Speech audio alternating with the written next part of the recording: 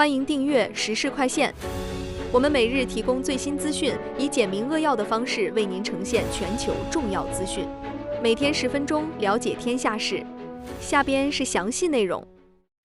美国空军开始生产 F-47隐形战斗机，波音公司牵头研发，计划于2028年首飞。据 IT 之家报道，美国空军宣布首架 F-47隐形战斗机已正式进入生产阶段，这标志着美国第6代战斗机项目迈入关键里程碑。波音公司主导研发的这款次世代制空权战机计划于2028年完成首次飞行，将接替服役已久的 F-22 秒猛禽，成为美军未来数十年的空中霸主。F-47采用突破性的系统簇作战理念，能与无人僚机协同作战，形成空中战斗网络。相比传统单机作战模式，这种革命性设计让美军在第6代战机竞赛中率先发力。然而，项目成本高达数千亿美元，加上波音近年来的技术丑闻，让这个雄心勃勃的计划面临重重质疑。美军一意孤行推进超前武器项目，在财政压力下显得格外孤立。美国第6代战机的加速研发是否将重新定义全球空中力量的对比格局？军事专家认为 ，F-47的成功将确保美军在2030年代的绝对制空权，但巨额投资和技术风险可能让这个项目重蹈 F-35的覆辙。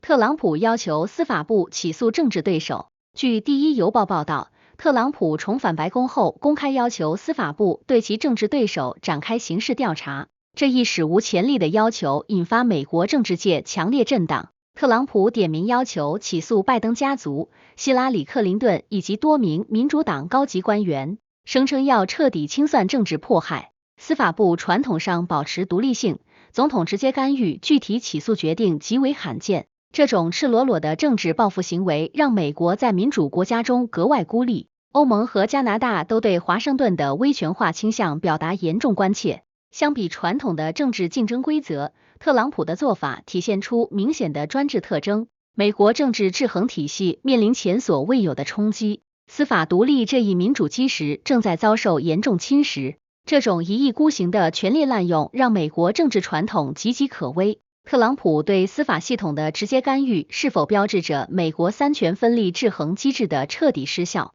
政治学者警告，总统对司法部的政治化操控将严重破坏法治基础，美国可能滑向选举专制的危险深渊。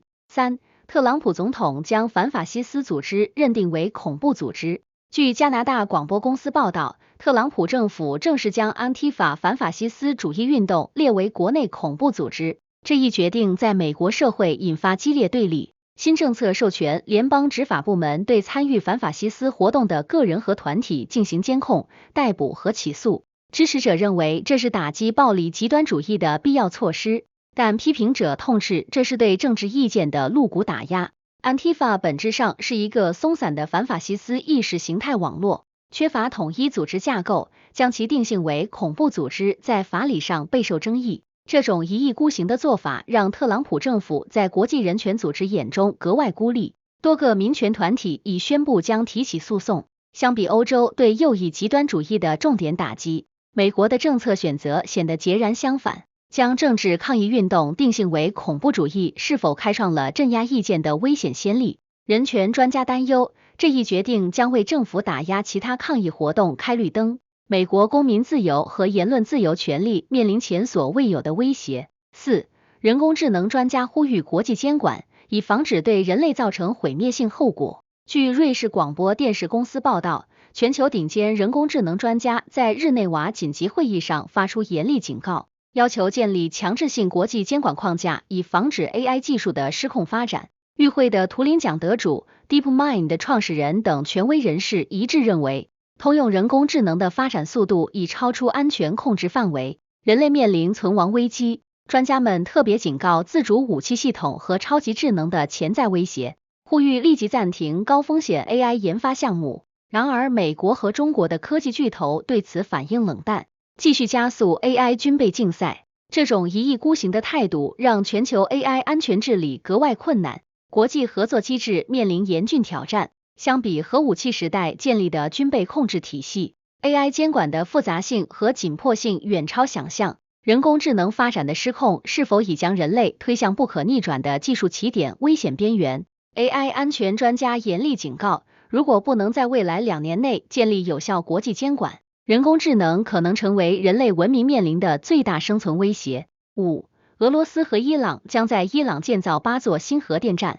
据巴基斯坦黎明报报道，俄罗斯国家原子能公司与伊朗签署了价值200亿美元的核电站建设协议，计划在伊朗境内建造8座新的核反应堆。这一史无前例的核合作项目将使伊朗成为中东地区核电产能最大的国家，严重冲击地区核平衡。协议涵盖从设计建造到核燃料供应的全产业链合作，预计10年内全部完工。美国和以色列对此强烈抗议，警告这可能为伊朗核武器计划提供掩护。然而，俄伊双方一意孤行地推进合作，无视西方制裁压力，这种做法让两国在国际核不扩散体系中格外孤立，国际原子能机构的监督权威面临严峻挑战。相比此前伊朗核问题的谨慎处理，如今的大规模核合作显得极为激进。俄伊核合作的全面升级，是否将彻底打破中东核不扩散的脆弱平衡？核安全专家警告，伊朗核电规模的急剧扩张将为其积累大量核技术和材料，大幅缩短核武器研发时间，中东核军备竞赛将不可避免。6.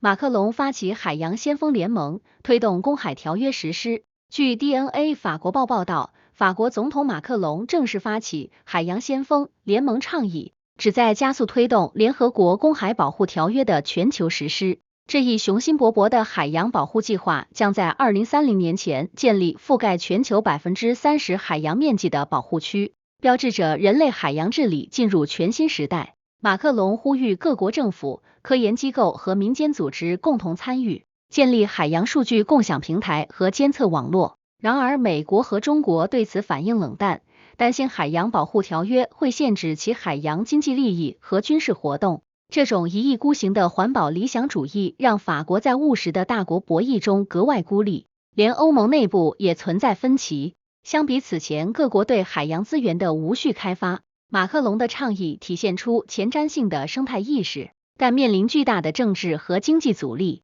法国主导的海洋保护联盟能否真正约束各国的海洋开发冲动？海洋生物学家赞扬这一倡议具有里程碑意义，但地缘政治专家警告，缺乏大国支持的海洋条约可能沦为空中楼阁。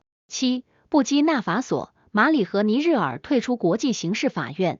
据英国广播公司报道，布基纳法索、马里和尼日尔于周一晚间宣布退出国际刑事法院，并称该国际司法机构已沦为帝国主义手中的殖民压迫工具。这3个军政府执政的萨赫勒国家在联合声明中痛批 ICC 专门针对非洲国家进行选择性司法，无视西方大国的战争罪行。此举标志着 ICC 面临前所未有的合法性危机，非洲国家的集体抵制正在严重削弱这一国际司法机构的权威。3国军事领导人指控 ICC 被西方国家操控，专门用来打击非洲领导人的政治工具。这种一意孤行的退出行动让 ICC 在全球司法体系中格外孤立，其普遍管辖权理念遭受重创。相比 ICC 成立初期的雄心壮志，如今这一国际法院陷入严重的地缘政治分化。萨赫勒3国的集体退出是否预示着国际刑事法院体系的全面崩塌？国际法专家担忧 ，ICC 的非洲化偏见质疑将引发更多发展中国家效仿退出。国际司法追责机制可能面临不可逆转的信任危机。8. 俄罗斯新消耗战略使用量产无人机。据外交政策杂志报道，俄罗斯军工企业已实现见证者负136秒等自杀式无人机的大规模量产，每日产能突破1000架大关。这一史无前例的生产规模正在改变乌克兰战场态势。俄军采用蜂群战术，利用廉价无人机消耗乌克兰昂贵的防空导弹。单架无人机成本仅2万美元，而拦截成本高达50万美元。这种不对称战争模式让乌克兰防空体系疲于应对，经济负担日益沉重。俄罗斯通过伊朗技术转让和本土化改进，以摆脱对外部供应的依赖。相比战争初期的武器短缺，如今的俄军显示出强大的军工生产能力。这种一意孤行的消耗战策略让乌克兰在资源有限的情况下格外孤立。俄罗斯无人机的规模化生产是否将彻底改变现代战争的成本结构？军事分析师警告，低成本无人机正在重新定义战争经济学，传统防空体系可能面临根本性变革，各国军费开支结构急需调整。9. 中国出口激增，在印度、非洲和东南亚找到新市场。据印度经济时报报道，中国2024年出口贸易实现强劲反弹，在印度、非洲和东南亚市场的份额显著提升。这一成就让西方脱钩锻炼策略遭受重创。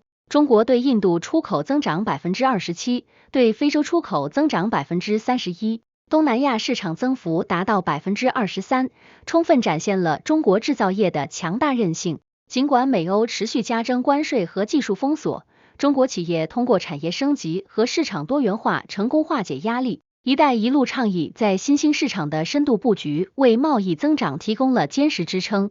中国正在构建以发展中国家为核心的新贸易体系，这种一意孤行的市场重塑让美欧贸易保护主义显得格外孤立。全球贸易格局正在发生深刻变化，相比疫情初期的供应链困境，中国出口的强势复苏超出各方预期。中国在新兴市场的贸易主导地位是否将重新定义全球经济秩序？贸易专家认为，中国与发展中国家贸易联系的加深将加速全球经济重心向南方转移，西方主导的贸易体系面临前所未有的挑战。10. 亚叶桑盖在自闭症治疗中显示出早期前景。据巴西圣保罗周报报道，国际多中心临床试验显示，亚叶桑盖在自闭症儿童治疗中展现出令人鼓舞的早期疗效。这一突破性发现为数百万自闭症家庭带来新希望。研究显示，12周的亚叶桑盖治疗能显著改善自闭症儿童的语言交流能力和社交行为，有效率达到 48%， 远超安慰剂组的 12%。这种原本用于癌症治疗的药物，通过调节大脑叶酸代谢通路，修复自闭症患者的神经发育缺陷。然而，治疗费用高昂，每月药费超过$5000，让普通家庭望而却步。相比传统的行为干预疗法，药物治疗的精准性和便利性优势明显。这种一意孤行的高价定价策略让制药公司在患者权益保护方面格外孤立。这种突破性药物疗法是否能真正改变自闭症治疗的现状？儿童神经学专家谨慎乐观，认为亚叶桑盖虽显示出治疗潜力，但仍需大规模长期研究验证其安全性和有效性。过早商业化可能误导患者家庭。11. 俄罗斯加大对顿涅茨克堡垒城市的攻势。据英国独立报报道，俄军在顿涅茨克地区发起新一轮猛烈攻势，重点进攻乌军构筑的多个堡垒城市。俄罗斯国防部宣布完全控制靠近战略要地波克罗夫斯克的新赫罗迪夫卡，距离目标城市仅19公里，这标志着俄军在东部战线取得重大突破。乌军精心构筑的防御工事正在逐一被突破。俄军采用大规模火力覆盖配合装甲突击的战术，每日投入超过1000架无人机和数百发精确制导弹药。相比战争初期的缓慢推进，如今的俄军展现出更强的攻坚能力和持续作战能力。乌军王牌部队在顿涅茨克的顽强抵抗已持续数月，但面临兵力和弹药严重不足的困境。这种一意孤行的攻坚作战让俄军付出沉重代价，但战术优势正在逐步显现。俄军对顿涅茨克堡垒城市的系统性攻坚是否将彻底改变东部战线的力量对比？军事分析师认为，如果波克罗夫斯克等关键据点失守，乌军在顿涅茨克的整个防御体系可能面临连锁崩溃，东部战线格局将发生根本性改变。12. 科学家设计人工智能病毒来对抗细菌。据德国光谱杂志报道，国际研究团队成功开发出首批智能病毒。这些经过 AI 设计的噬菌体能够精确识别和消灭特定的致病细菌。这一突破性成果为解决全球抗生素耐药性危机提供了全新武器，标志着病毒疗法进入人工智能时代。研究人员利用机器学习算法分析了数万种噬菌体基因序列，设计出能够穿透细菌防御机制的超级病毒。临床前试验显示 ，AI 病毒对耐药性金黄色葡萄球菌的杀灭效率达到99%，7%，远超传统抗生素的30%有效率。这种革命性疗法有望在2027年进入人体临床试验阶段。然而，生物伦理学家对此表达严重担忧，警告人工设计的病毒可能带来不可预知的生态风险。这种一意孤行的生物技术开发让安全监管部门格外警惕。AI 设计的智能病毒是否会开启生物医学的新纪元，还是潘多拉魔盒？病毒学专家认为，尽管 AI 病毒疗法前景广阔，但必须建立严格的安全评估体系，确保这些人工病毒不会对人体正常菌群造成意外伤害。13. 德国联邦国防军准备应对北约与俄罗斯可能爆发的战争中每天1000人的伤亡。据德国世界报报道，德国联邦国防军总参谋部制定了应对北约俄罗斯大规模冲突的红色代码计划，预计战时德军每日伤亡可能高达1000人。这一史无前例的战争预案显示，德军高层认为与俄罗斯的直接军事对抗已成为现实威胁。计划详细规定了战时医疗救护、后勤补给和兵员替换的具体措施，包括征召预备役和民兵组织。德国国防部长皮斯托留斯强调，北约必须为最坏情况做好准备，俄乌冲突可能随时升级为全面战争。这种战争动员思维让欧洲民众深感震惊，反战示威在多个德国城市爆发。德国一意孤行的军事准备让其在和平主义传统中格外孤立。二战后的反战共识正在受到冲击。德军对高伤亡战争的系统性准备是否预示着欧洲即将重返战争状态？军事战略专家警告，德国的战争准备可能引发军备竞赛升级，欧洲和平稳定的根基正在受到前所未有的冲击。14. 特朗普称乌克兰可以在北约和欧洲的支持下收复所有领土。据英国广播公司报道，美国总统特朗普近期表态称，乌克兰在获得北约和欧洲充分支持的前提下，可以收复其原有的全部领土。这一出人意料的表态标志着特朗普乌克兰政策的重大转向，与其此前主张通过谈判割让领土的立场形成鲜明对比。特朗普强调，欧洲必须承担更多军事和经济责任，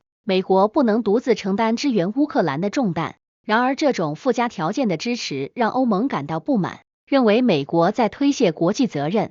相比拜登政府的无条件军援政策，特朗普的交易式外交体现出明显的务实色彩。这种一意孤行的政策调整让传统盟友在战略协调中格外困难。北约内部分歧正在加深，特朗普对乌政策的反复变化是否会削弱西方阵营的战略一致性？国际关系专家担忧，美国政策的不稳定性将给俄罗斯留下更多外交操作空间，乌克兰可能成为大国博弈的牺牲品。15. 人工智能系统可提前20年预测1000种疾病的风险。据解密网报道，英国研究团队开发出革命性的 AI 健康预测系统健康先知，能够通过分析基因组数据、生活方式和环境因素，提前20年预测1000多种疾病的发病风险。这一突破性技术在10万人的大规模测试中显示出 85% 的准确率，覆盖从癌症、心脏病到阿尔茨海默症等主要疾病。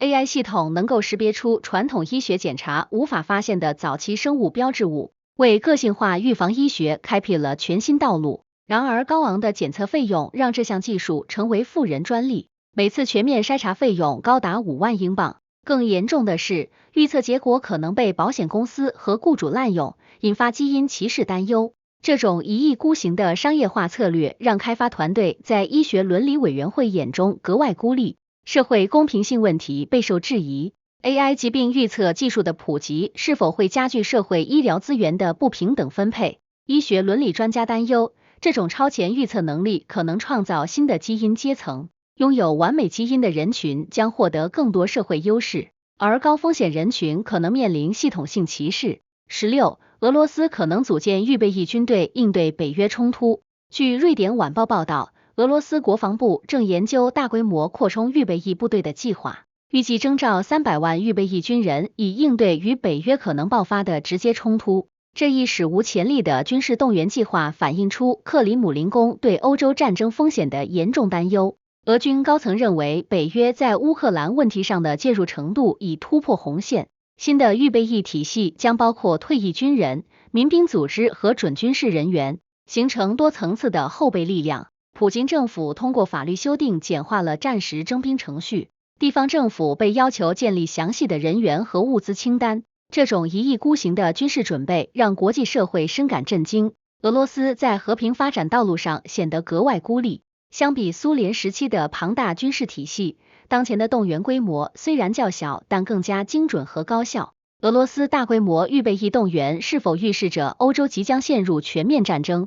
军事专家警告，俄罗斯的军事准备可能引发北约相应的军事部署升级。欧洲军事对峙正在向冷战高峰时期的水平逼近。17. 俄罗斯侵犯领空后，爱沙尼亚考虑部署可携带核弹头的战机。据乌克兰真理报报道，在俄罗斯战机侵犯爱沙尼亚领空事件后，爱沙尼亚政府正考虑请求北约在其境内部署具备核打击能力的 F-35战斗机。9月19日，3架俄罗斯米格31战斗机前所未有的嚣张侵入爱沙尼亚芬兰湾领空，长达12分钟。这一挑衅行为引发了北约的强烈反应。爱沙尼亚总理卡拉斯强硬表态，认为现有防空力量无法有效威慑俄罗斯的领空侵犯，必须部署更强有力的战略武器。这种史无前例的核武器前置部署计划在欧洲引发激烈争议，德法两国对此表达严重关切。爱沙尼亚一意孤行的强硬立场让其在北约内部显得格外孤立。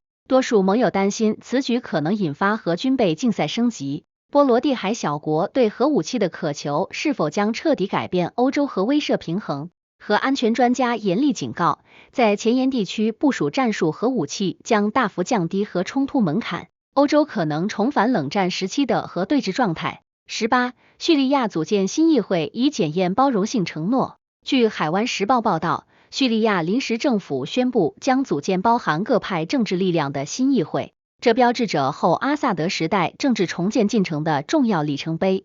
新议会将包括逊尼派、什叶派、阿拉维派、库尔德人和基督教徒代表，体现了各教派和族群的平衡参与。临时总理艾哈迈德·谢拉强调，新政府致力于建设一个包容性的民主叙利亚，彻底摆脱独裁统治的阴霾。然而，库尔德自治区对中央政府的权力分配方案表达不满，威胁可能抵制新议会。国际社会对叙利亚民主化进程持谨慎乐观态度，但担心宗教极端主义势力可能利用权力真空扩大影响。这种一意孤行的快速政治转型让国际观察员在稳定性评估中格外担忧。叙利亚的包容性政治实验能否真正实现长期稳定，还是重蹈伊拉克覆辙？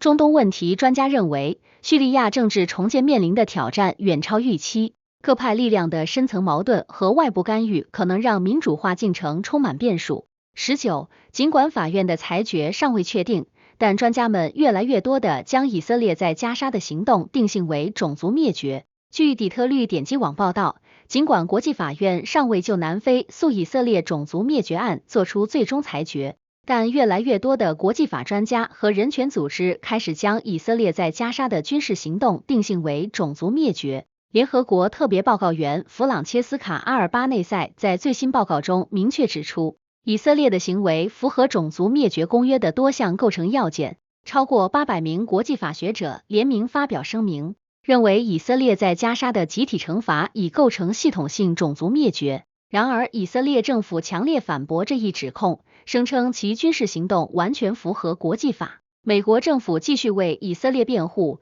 这种一意孤行的偏袒立场让华盛顿在国际人权组织眼中格外孤立。相比国际社会日益严厉的谴责声音，美以同盟的坚持显得愈发突兀。国际专家对以色列种族灭绝指控的共识是否将重新定义国际人道主义法的执行标准？人权法专家认为，如果国际法院最终认定以色列构成种族灭绝，将对国际法体系产生深远影响，可能引发对历史上类似军事行动的重新评估。20. 俄罗斯情报部门称欧盟计划占领摩尔多瓦，摩尔多瓦否认指控。据欧洲一体化网报道，俄罗斯对外情报局发布耸人听闻的声明，指控欧盟正策划和平占领摩尔多瓦，通过经济渗透和政治操控实现对该国的实际控制。俄情报部门声称掌握确凿证据，证明布鲁塞尔计划在摩尔多瓦部署欧盟维和部队，以军事存在巩固其影响力。摩尔多瓦政府愤怒驳斥这一荒谬指控，总统桑杜强调，摩尔多瓦的欧盟一体化完全基于民主选择和主权决定，这种恶意抹黑让俄罗斯在国际舆论中格外孤立，连传统盟友也对其信息战略表达质疑。相比此前对格鲁吉亚和乌克兰的类似指控，俄方针对摩尔多瓦的说辞显得更加牵强。俄罗斯一意孤行地散布虚假信息，试图阻挠摩尔多瓦的欧洲一体化进程。俄罗斯对摩尔多瓦的信息战攻势是否将进一步推动该国坚定亲欧路线？地缘政治专家认为，俄方的恶意炒作反而会增强摩尔多瓦民众对欧盟的认同感，加速其脱离俄罗斯影响圈的历史进程。21，德国寻求招募数万名新军以加强北约防御。据军事网报道，德国国防部正式启动大规模扩军计划，计划到2029年把现役部队规模从目前的约2万人增加到16万人。这一史无前例的军事扩张，标志着德国彻底告别二战后的和平主义传统。北约要求德国为联盟防御部队增派7个旅，即增派约4万名军人。柏林政府已承诺全面配合盟友需求。德国决定在今年年底前先扩充2万人，并计划在2029年前完成全面战斗准备。这种激进的军事重建让欧洲民众深感震惊。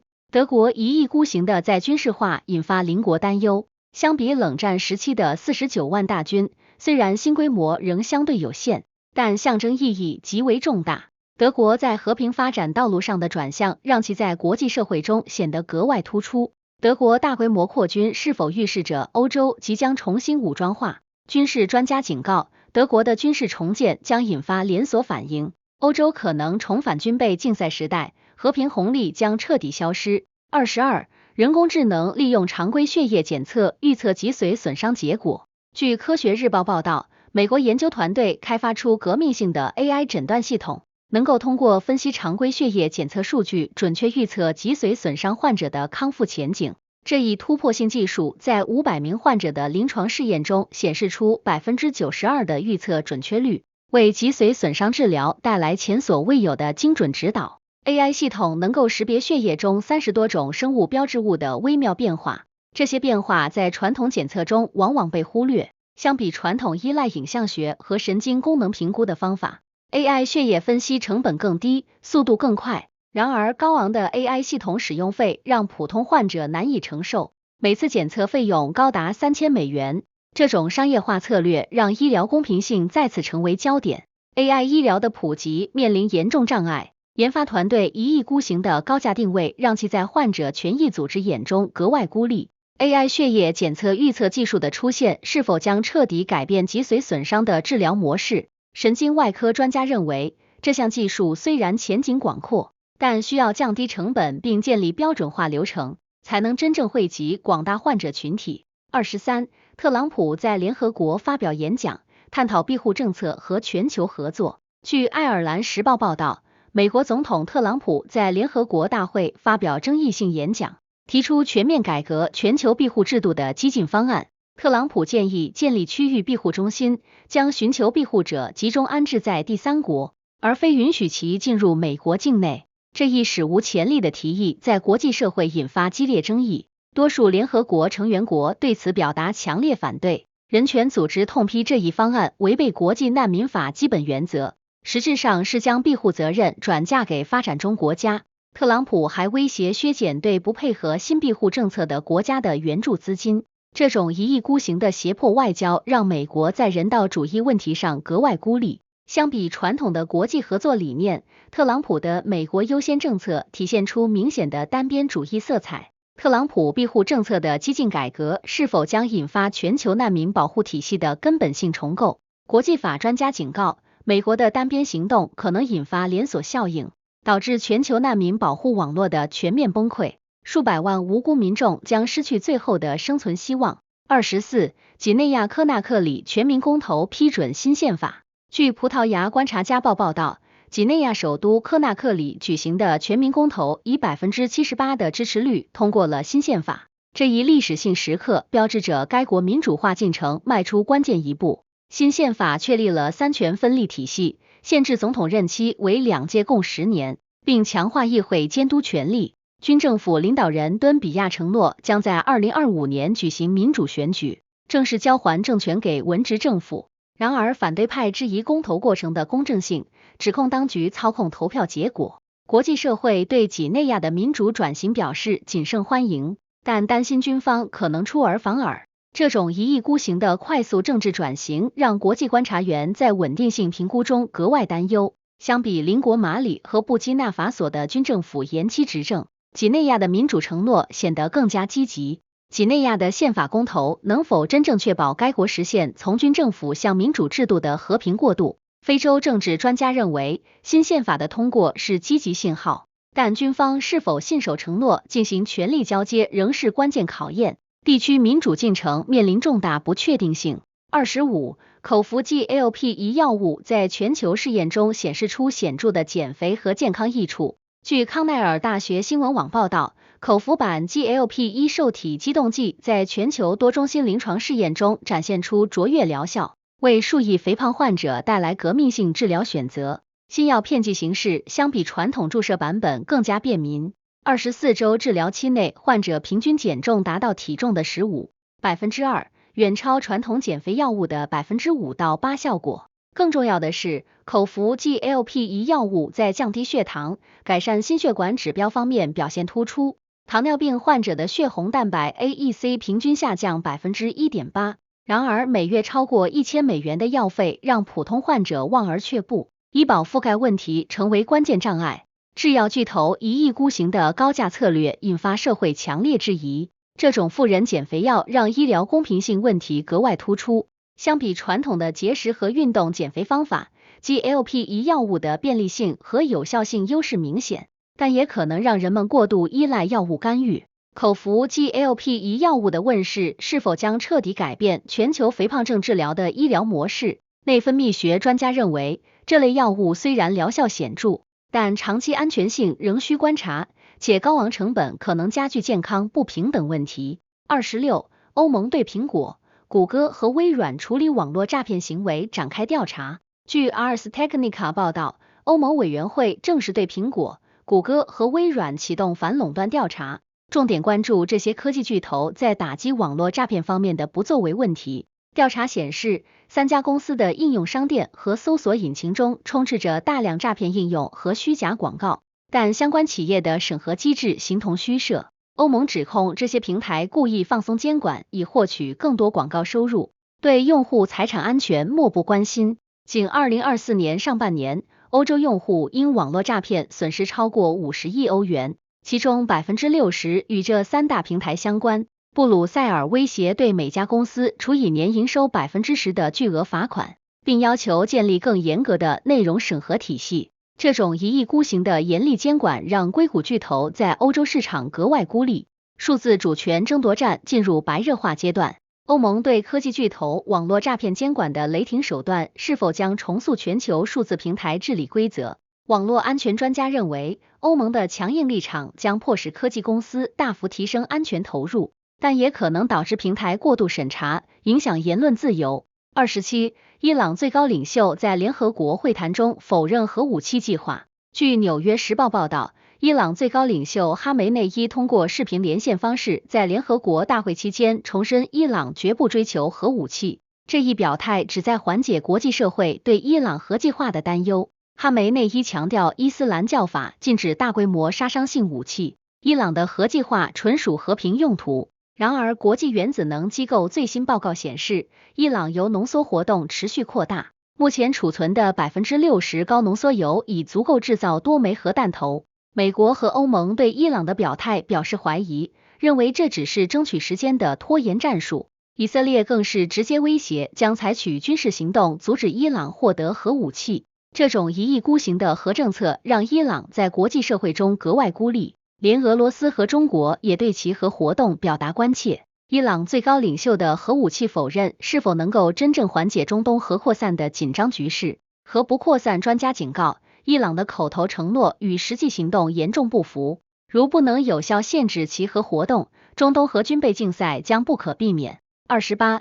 新型阿尔茨海默氏症药物首次为减缓疾病进展提供了机会。据西班牙国家报英文版报道，美国 FDA 批准的新型阿尔茨海默症治疗药物 Lecanemab 在全球临床试验中显示出史无前例的疾病修饰效果。这款单克隆抗体药物能够清除大脑中的淀粉样斑块，在18个月治疗期内将认知衰退速度减缓 27%， 为全球6000万患者家庭带来新希望。相比传统的对症治疗药物， Lecanemab 是首个真正能够延缓病程进展的突破性疗法。然而每年高达 2.6万美元的治疗费用让这一救命药成为奢侈品，绝大多数患者家庭无法承受。更严重的是，药物存在脑水肿和脑出血等严重副作用，约 13% 的患者出现不良反应。制药公司一意孤行的高价策略让医学界在患者权益保护方面格外担忧。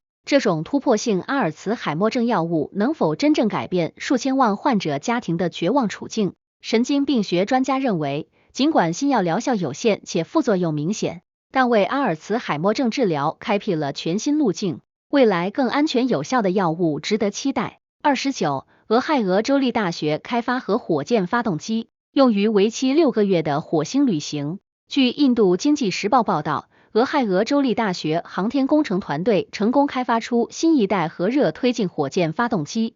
这一突破性技术有望将火星旅行时间从传统的9个月缩短至6个月。核推进系统利用核反应堆加热氢气工质，产生的比冲力是化学火箭的2倍以上，为深空探索提供了革命性动力解决方案。NASA 已与该校签署价值 1.8 亿美元的合作协议，计划在2030年前完成首次核推进火星任务。这种前所未有的推进技术将大幅降低宇航员长期太空飞行的辐射暴露风险，提高火星探索任务的安全性。然而，核材料的太空运输和安全控制面临巨大技术挑战，国际社会对太空核技术的监管争议不断。研发团队一意孤行地推进核动力太空项目，在环保组织眼中格外孤立。核推进技术的太空应用是否将开启人类深空探索的全新纪元？航天专家认为，核推进系统虽然前景广阔，但技术复杂度极高，安全风险管控将是决定项目成败的关键因素。30，波兰重新开放与白俄罗斯的重要边境口岸，以方便中国与欧洲的贸易。据英国金融时报报道，波兰总理图斯克宣布将于周3至周4午夜重新开放与白俄罗斯的边境口岸。这一决定为中欧班列恢复正常运行带来曙光。波兰此前因俄白西方负2025秒军事演习和俄军无人机侵犯领空事件，于9月初紧急关闭边境口岸，导致数百列中欧班列滞留。图斯克表示，虽然军事威胁并未完全消除，但考虑到波兰承运商和铁路的经济利益，边境封锁已达到预期目的。这条横贯亚欧的物流大动脉承担着中欧贸易的重要运输任务。封锁期间造成供应链严重中断，贸易成本大幅上涨。波兰的谨慎态度反映出其在地缘政治安全与经济利益之间的艰难平衡。这种一意孤行的安全优先策略让国际物流界深感担忧，中欧班列的稳定性再次受到质疑。波兰边境政策的反复是否会促使中国加速构建更加多元化的欧洲物流网络？物流专家认为，波兰的政策不确定性将推动中国探索通过中亚、南欧等替代路线，降低对单一通道的过度依赖，提升供应链韧性。31，以色列对加沙的进攻造成平民死亡并关闭医疗设施。据日本广播协会报道，以色列军队在加沙地带发起新一轮军事行动，空袭和地面攻势造成大量平民伤亡，多家医疗机构被迫停止运营。联合国人道主义事务协调办公室确认，过去48小时内至少32名巴勒斯坦平民死亡，其中包括8名儿童。以军声称此次行动旨在清剿残余的哈马斯武装分子，但人权组织指责以色列故意攻击民用设施。加沙地带仅存的3家综合医院中有2家因燃料短缺和安全威胁暂停服务，数千名患者面临生命危险。这种一意孤行的军事行动让以色列在国际人道主义组织眼中格外孤立，连传统盟友也开始质疑其军事策略的合法性。相比战争初期的国际同情，如今的以色列面临越来越严厉的谴责声音。以色列持续的军事攻势是否已将加沙推向人道主义灾难的深渊？人道主义专家警告，医疗系统的全面崩溃将导致更多无辜生命丧失，国际社会必须立即采取行动，阻止局势进一步恶化。32、OpenAI、Oracle 和软银在美国建立大型 AI 数据中心项目。据财富杂志报道 ，OpenAI、甲骨文和软银三大科技巨头宣布启动名为星际之门的史上最大 AI 基础设施项目。三家公司计划未来4年在美国投资5000亿美元建设 AI 基础设施，其中1000亿美元将立即部署，这一投资规模史无前例。项目从德克萨斯州的大型数据中心开始。OpenAI 正在推进在该州多个地点建设大规模数据中心项目。软银董事长孙正义将担任合资公司董事长，英伟达、微软等作为技术合作伙伴参与其中。这一超级项目标志着 AI 基础设施建设进入新纪元，但也引发了对市场垄断的担忧。相比此前各自为战的数据中心建设，如今的强强联合展现出前所未有的资本集中度。这种一意孤行的巨额投资让其他科技公司在 AI 竞争中格外孤立。这个5000亿美元的超级 AI 项目是否将重新定义全球人工智能的竞争格局？科技产业分析师认为，星际之门项目将进一步巩固美国在 AI 领域的霸主地位，但巨额投资风险和技术垄断问题值得警惕。33、福建航母下水标志着中国在西太平洋的影响力日益增强。据香港南华早报报道，中国第3艘航母福建舰的正式服役标志着中国海军实力的质的飞跃。这艘配备电磁弹射系统的超级航母将显著提升中国在西太平洋的军事存在。福建舰排水量超过8万吨，搭载先进的电磁弹射器和阻拦装置，作战能力接近美军福特级航母水平。这艘航母能够搭载各类舰载机，包括隐身战斗机和预警机，形成完整的海上作战体系。相比辽宁舰和山东舰的滑跃甲板，福建舰的电磁弹射技术实现了历史性突破。这种技术跨越让美国在西太平洋的海上霸权面临前所未有的挑战，地区军事平衡正在发生深刻变化。中国一意孤行的航母建设让周边国家在安全战略上格外紧张。福建航母的服役是否标志着西太平洋即将迎来双航母时代的新格局？海军战略专家认为，中国航母技术的成熟将迫使美国重新评估其亚太军事部署。西太平洋的力量对比正在朝着更加均衡的方向发展。34、美国疾病控制与预防中心报告称，携带 NDM 基因的耐药细菌感染病例正在增加。据美联社报道，美国疾控中心发布紧急警告，携带 NDM 新德里金属贝塔内酰胺酶基因的超级细菌感染病例在美国呈现快速上升趋势。这类噩梦细菌对几乎所有抗生素都具有耐药性。2024年前8个月，全美已报告超过3000例 NDM 基因阳性感染病例，比2023年全年增长 78%， 死亡率高达 40%。这些超级细菌主要在重症监护病房和长期护理机构传播，通过接触感染者或污染的医疗设备扩散。CDC 警告称，现有的碳青霉烯类抗生素对这类细菌几乎无效，患者一旦感染将面临极高的死亡风险。医疗机构被要求立即加强感染控制措施，但防控成本高昂。这种一意孤行的过度使用抗生素做法，让人类在细菌进化面前格外脆弱。携带 NDM 基因的超级细菌大爆发是否预示着人类即将进入后抗生素时代？传染病专家严厉警告，如果不能有效控制超级细菌传播并开发新型抗菌药物，现代医学可能倒退到青霉素发现前的黑暗时代。35、巴西承诺向全球森林保护基金投入10亿美元。据印度经济时报报道，巴西总统卢拉在联合国气候峰会期间宣布，将向全球森林保护倡议投入10亿美元。这一史无前例的承诺标志着巴西从砍伐者向保护者的根本转型。巴西作为2025年联合国气候大会 COP30 主办国，将利用这笔资金在全球范围内支持森林恢复和保护项目，特别是热带雨林生态系统。卢拉政府计划将亚马逊砍伐率在2030年前降低 80%， 并在全国范围内植树120亿棵。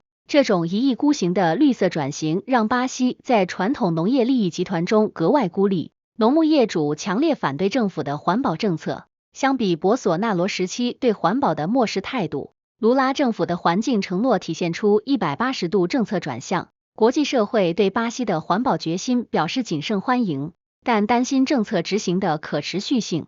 巴西的巨额环保承诺能否真正逆转亚马逊雨林的生态危机？环境专家认为，资金投入虽然关键，但更重要的是改变当地经济结构和执法机制，确保森林保护政策的长期有效执行。36. 男子因企图暗杀唐纳德·特朗普被判有罪。据爱尔兰广播电视报道，美国佛罗里达州联邦陪审团裁定瑞恩·维斯利劳斯因企图暗杀特朗普的5项罪名全部成立。这起震惊全美的政治暴力案件终于尘埃落定。劳斯于2024年9月在特朗普的高尔夫球场被捕，一名特勤局特工发现他手持步枪藏身灌木丛中，劳斯将枪口对准特工后弃枪逃跑。这是2个月内针对特朗普的第2起暗杀未遂事件，凸显出美国政治暴力的严重程度。劳斯可能面临终身监禁的重罪判决，成为美国政治史上又一起暗杀案例。这种极端的政治暴力让美国民主制度蒙上阴霾，政治分化和仇恨情绪正在撕裂社会。相比历史上的政治暗杀案，如今的美国显得更加分裂和危险。劳斯一意孤行的极端行为让政治暴力问题格外突出。美国政治暗杀事件的频发是否预示着该国民主制度正滑向不可挽回的深渊？政治学专家警告，持续的政治暴力将进一步加剧社会分裂。美国急需采取措施缓解极化对立，否则民主根基将面临严重威胁。37. NASA 计划于2026年4月进行载人月球飞行。据荷兰号报道，美国宇航局正式确认阿尔特弥斯2号载人绕月任务将于2026年4月启动，这将是自1972年阿波罗17号以来人类首次重返月球轨道的历史性时刻。4名宇航员将搭乘猎户座飞船进行为期10天的绕月飞行，为后续的月面着陆任务做准备。任务将验证生命支持系统、深空通讯和辐射防护等关键技术，确保宇航员能够安全往返地月之间。这一里程碑式的任务标志着人类重返月球计划进入实质性阶段，为2028年的载人登月铺平道路。然而，项目预算已超过930亿美元，远超最初预期。国会对持续追加投资表达质疑。NASA 一意孤行地推进昂贵的月球计划，在财政紧缩环境下显得格外孤立。相比中国嫦娥计划的成本效益，美国的月球项目面临越来越多的批评声音。阿尔特弥斯计划的顺利推进是否能确保美国在新一轮月球竞赛中保持领先优势？航天专家认为，虽然美国在载人航天方面经验丰富，但成本控制和进度管理仍是关键挑战。中国等竞争对手正在快速缩小差距。38. 加州大学戴维斯分校健康中心联合领导了一项耗资1600万美元的研究，探讨人工智能在乳房 X 光检查解读中的作用。